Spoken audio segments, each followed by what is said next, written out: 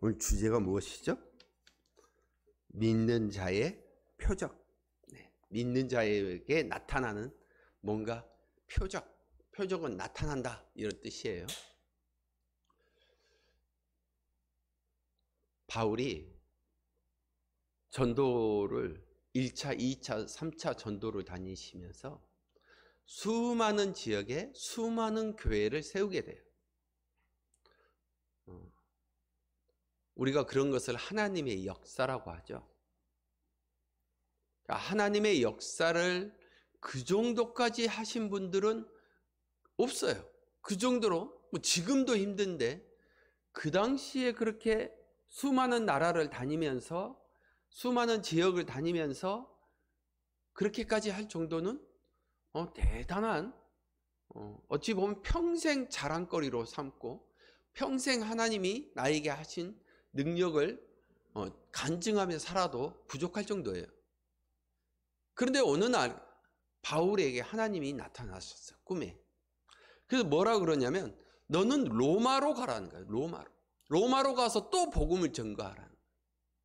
근데 문제가 있어요. 바울이 유대 민족들이, 유대교회에 있는 사람들, 기독교가 아니고 유대교회에 있는 사람들이 바울을 죽이려고 아주 호시탐탐합니다. 심지어는 40명을 보내가지고요, 바울을 죽이려고 하니까 바울은 도망가고, 얼마나 생명의 위협이 있어요.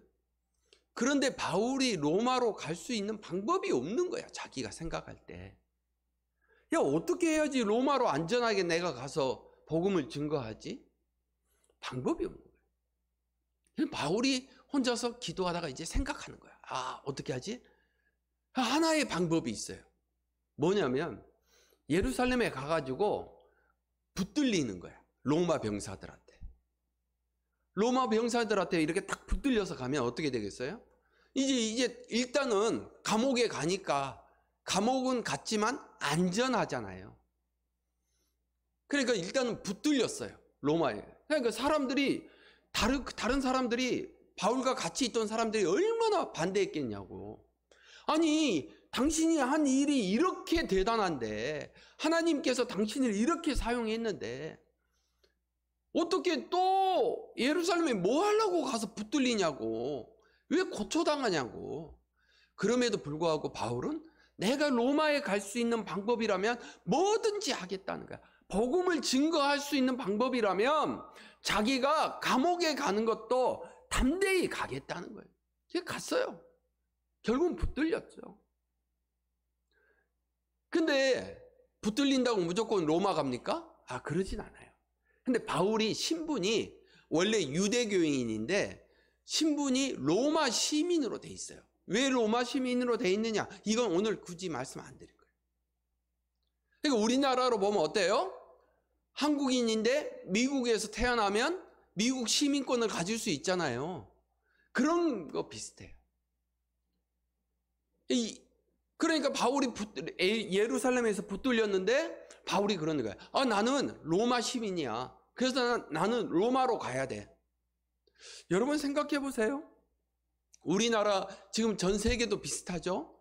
강력한 국가인 미국이 자기 국민이 외국에서 재판받는 거 봤습니까? 거의 없어요. 문제가 생기면 다 어떻게 해요?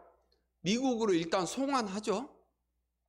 당시에 로마도 그랬습니다. 로마 시민이 바깥에서 감옥에서 잡히면, 감옥으로 들어가면 일단은 본국으로 다 송환했어요. 그러니까 바울도 똑같아요. 언제 송환하는 거야, 송환. 근데 그거 이제 배 타고 가는 거야. 그 시기가 언제냐면 초겨울이에요. 근데 바울은 문제는 뭐냐면 그 지역을 다 돌아다니면서 전도를 하셨잖아요. 전도를 했기 때문에 그 지역이 어느 계절에 어떤 상황인지 다 알아.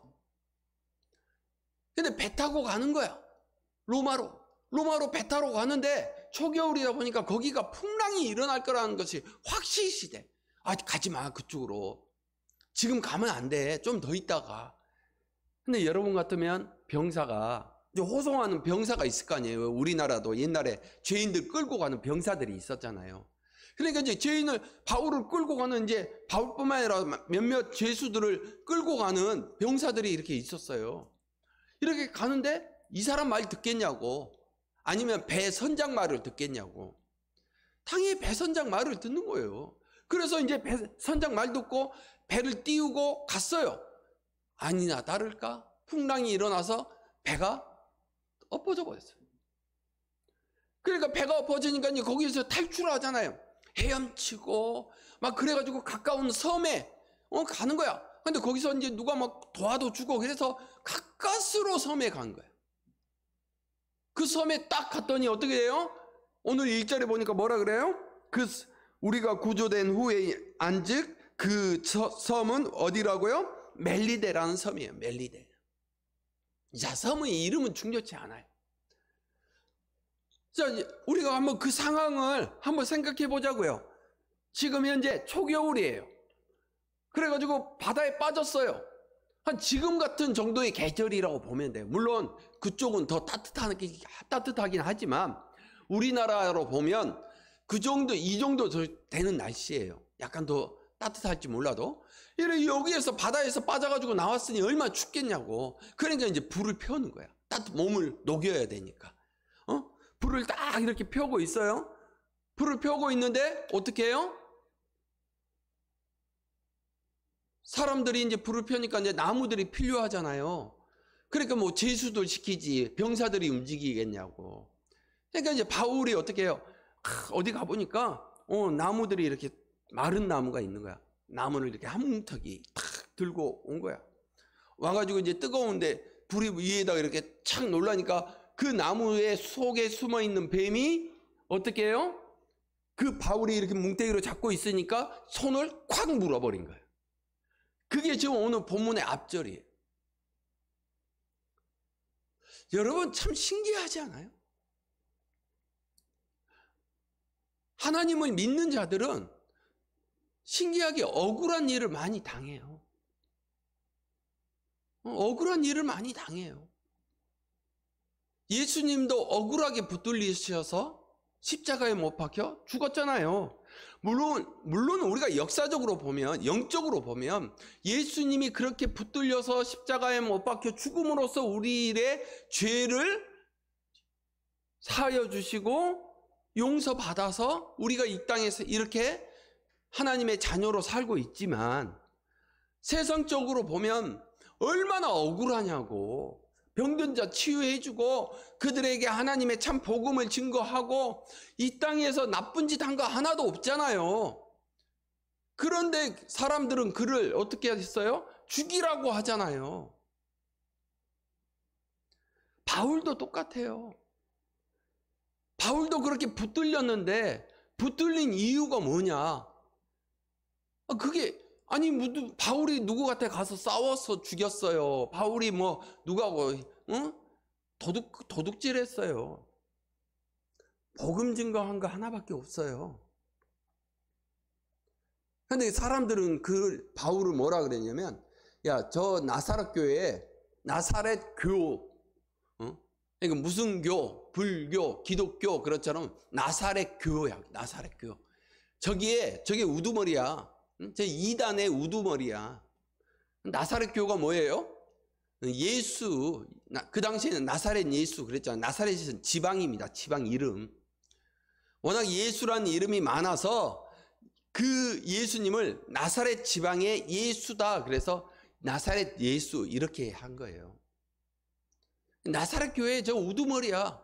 그러니까 잡아 죽여야 돼. 이단의 우두머리라고. 사도행전 24장 5절에서 6절 이렇게 말씀하세요. 우리가 보니 이 사람은 전염병 같은 자라. 아주 그냥 복음 증거하는 것을 뭐라고 한다고요? 전염병 같은 자라. 천하에 흩어진 유대인을 다 소요하게 하는 자요, 나사렛 이단의 우두머리라. 그가 또 성전을 더럽게 하려 함으로 우리가 잡았사오니. 아멘. 여러분, 이 죄가 합당한 죄예요? 복음 증거했더니 전염병 같은 자래. 이렇게 막 한 사람 전염해 놓으면, 전염병이 그러잖아요. 이 사람 해 놓으면 이게 전염되고 또 전염되는 것처럼 이상한 복음을 얘기해 가지고 자꾸 사람들을 막 소요하게 한다는 거야. 막 시끄럽게 한다는 거야. 응? 그게 죄야, 죄.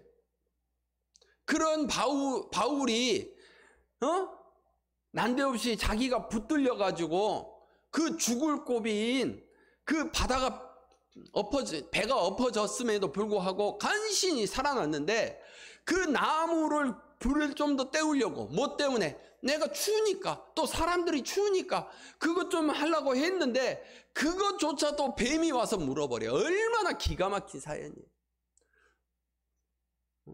하나님도 무심하시지. 그렇게 하나님의 일에 목숨 바쳐서 살아가는 사람을 그렇게까지 극단적으로 몰아넣을 때가 있다고요. 그러니까 사람들이, 원주민들이 이제 그걸 본 거야. 야, 역시 쟤는 죽어 마땅할 놈이었어. 여러분, 우리도 마찬가지지만 뱀이 독성이 가장 강할 때가 언제예요? 초겨울 때예요. 겨울에 잠자잖아요. 그러니까 가을에, 초겨울 때, 마지막 잠자기 일보 직전, 그때쯤이면 독성이 가장 강해요. 먼저 많이 먹어야 되니까. 그러니까 여기가 지금 현재 초겨울 때라 했잖아요. 그러니까 뱀이 가장 독성이 강한 게 팔을 딱 물었으니까 어떻게 되겠어요? 죽어야 돼. 그러니까 마을 사람들이 뭐예요? 죽어 마땅해. 역시 쟤는 나쁜 짓 한 놈이구나. 이 물에서 저렇게 바다에서 간신히 살아났을지 몰라도 결국은 하나님이 천벌을 내리는구나. 이사야서에 보면 예수님을 뭐라고 했어요? 예수님이 채찍맞고 십자가에 못 박혀 죽은 것을 사람들은 당연하다고, 자기의 죄 때문에 저렇게 죽는 것이 당연하다라고 얘기한다고. 바울도 똑같아요. 물론 예수는 아니죠. 그러나 바울도 예수 그리스도의 자녀로서, 제자로서 그의 삶 속에서 어떻게 한다고요? 사람들이 막 죽는 게 당연해. 자, 우리 오늘 본문 한번 읽겠습니다. 4절입니다. 시작. 원주민들이 이 짐승이 그 손에 매달려 있음을 보고 서로 말하되, 진실로 이 사람은 살인한 자로다. 바다에서는 구조를 받았으나 공의가 그를 살지 못하게 하리로다 하더니. 아멘. 죽는 게 당연하다고. 역시 쟤는 잘못한 거네. 여러분, 그런데 말이죠, 놀라운 사건이 생겨요. 바울이 이렇게 딱 물렸는데 요것을 뗄 수 없잖아요. 이렇게 탁 잡아당길 수 없잖아요. 이게 뜨거운 데다 이렇게 나오니까 얘가 이제 뜨거우니까 뱀이 여기서 탁 이제 떨어진 거야. 그러니까 그 다음에 이제 사람들이 뭐라 그러겠어요? 이제 조금 있으면 저 손이 이렇게 막 독 때문에 붓고, 그리고 조금 있으면 이제 죽을 거야. 그리고 이제 관심 있게 보는 거예요. 언제 죽나. 오늘 본절에 한번 보겠습니다. 자, 5절입니다. 계속 봅니다. 바울이 그 짐승을 불에 떨어 버림에 조금도 상함이 없더라. 그들은 그가 붙든지 혹은 갑자기 쓰러져 죽을 줄로 기다렸다가. 아멘. 이게 이제 죽어야 돼. 언제 죽지? 당연히 죽어야 되는 거야. 근데 죽어요, 안 죽어요? 안 죽어요. 그러니까 그들이 어떻게 생각했다고요? 오늘 6절 끝부분에 뭐라고 생각했다고? 그를 신이라 하더라. 아멘. 저 사람은 독사에 물려도 사네. 저건 사람이 아니야. 신이야. 이렇게 지금 바뀌는 거예요. 여러분, 그런데 놀랍게도요, 예수님은 이미 믿는 자들에게 이런 능력을 베풀어 주시겠다고 약속하셨다는 거예요. 그게 중요한 거예요. 바울이 무슨 대단한 능력이 있었던 것이 아니라 예수님이 약속하셨다고요. 예수님이. 그래서 마가복음 16장 17절에 예수님이 이렇게 약속하십니다. 믿는 자들에게는 이런 표적이 따르니. 자, 믿는 자들이 이런 표적이 따른대. 그럼 몇 가지 말씀을 하시는데 18절에서 이렇게 말씀하세요. 뱀을 집어 올리며 무슨 독을 마실지라도 해를 받지 아니하며. 아멘. 약속을 하셨다는 거예요.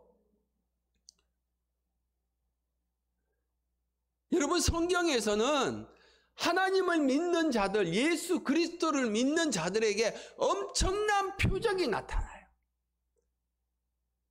그런데 우리는 과연 표적이 나타나고 있습니까?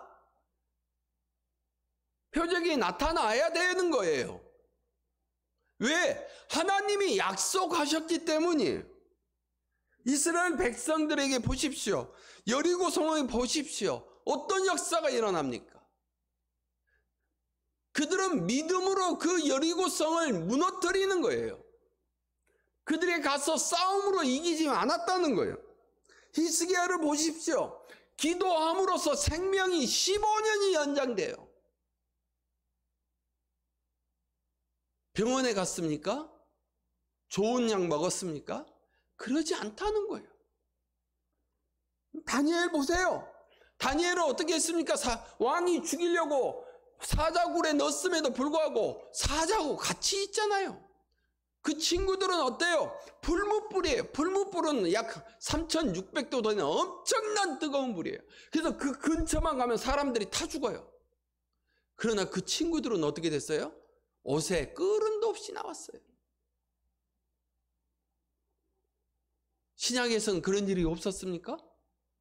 베드로는요, 예수님이 나오라 하니까 어떻게 됐어요? 물 위에서 걸어요. 죽은 나사로가 살아나고요, 안진뱅이가 일어납니다. 예수님만 하신 게 아니라 예수님을 믿는 제자들도 똑같은 역사가 일어난다는 거예요. 고린도전서 12장에서는 그래서 성령의 9가지의 역사가 일어나는 거예요. 병도 고치고, 믿음도 있고, 방언도 하고, 예언도 하고, 이런 수많은 역사가 우리의 삶 속에서 나타나야 되는 거야. 그것이 표적이에요. 그것은 믿는 자에게 당연한 거예요. 여러분의 삶 속에서는 얼마나 나타나고 있습니까? 그 역사가 얼마나 여러분의 삶 속에서 하나님이 주시는 그 성령의 뜨거운 역사가 일어나고 있냐는 거예요. 그 남 얘기가 아닙니다. 내 얘기예요. 여러분의 자신의 얘기예요. 여러분이 예수를 믿는다면 여러분 예수 그리스도께서 우리에게 약속하셨던 그런 표적들이 나타나야 되는 거예요. 그런 표적이 여러분에게 나타나시기를 주님의 이름으로 축복합니다. 사랑하는 여러분, 그런데 말이죠, 이렇게 표적이 나타나야지만 우리의 삶 속에서 믿음의 풍성한 삶을 살 수 있을까요? 그거에 대해서는 조금 더 생각해 보셔야 됩니다. 갈라디아서 5장에서 나오는 성령의 9가지의 열매가 있습니다. 그 열매는 사랑이고 희락이고 화평이고 오래 참음이고 또 자비고 양선이고 충선이고 온유며 절제입니다. 이것은 세상 사람들이 한 번에 알아보지 못해요. 우리 안에서 나오는 열매예요. 과연 이 열매가 진짜 우리에게 나타나야 될 표적이 아닌지 생각해 보시기 바랍니다. 병든 자를 치료해야지만 하나님의 믿음이 대단한 게 아니에요. 예언을 해줘야지만 대단한 믿음이 아니에요. 우리 안에 온유가 있어야 되고, 우리 안에 오래 참음이 있어야 되고, 우리 안에 자비와 양선이 있어야 되는 거예요. 기쁨과 슬픔이 있어야 돼요. 세상의 기쁨과 슬픔이 아니라 하나님의 말씀에 대한 소망이 있어야 되고 하나님께 기도하는 간절함이 있어야 돼요. 그것이 우리에게 나타나는 진정한 표적이에요. 그 표적이 우리를 살게 하는 거고 그 표적이 우리의 믿음의 삶의 풍성한 열매를 맺는 거예요. 예수님은 무화과 나무의 나뭇잎만 풍성한 것을 보고 저주하십니다. 그 나무는 말라버렸고 그 나무는 결국은 불에 태워집니다. 우리가 믿음으로써 열매는 맺지 못하고 그저 나뭇잎만 풍성하게 돼 있는 건 아닌지 스스로를 생각하게 하는 말씀입니다. 이제 우리의 삶 속에서 열매 맺기를 바랍니다. 여러분의 삶 속에서 열매 맺는 삶을 살기를 바랍니다. 그것이 진정한 표적이요, 그것이 하나님이 우리에게, 예수 그리스도께서 우리에게 성령을 베풀어 주신 진정한 하나님의 뜻이라는 것을 깨닫는 여러분이 되시기를 주님의 이름으로 축복합니다.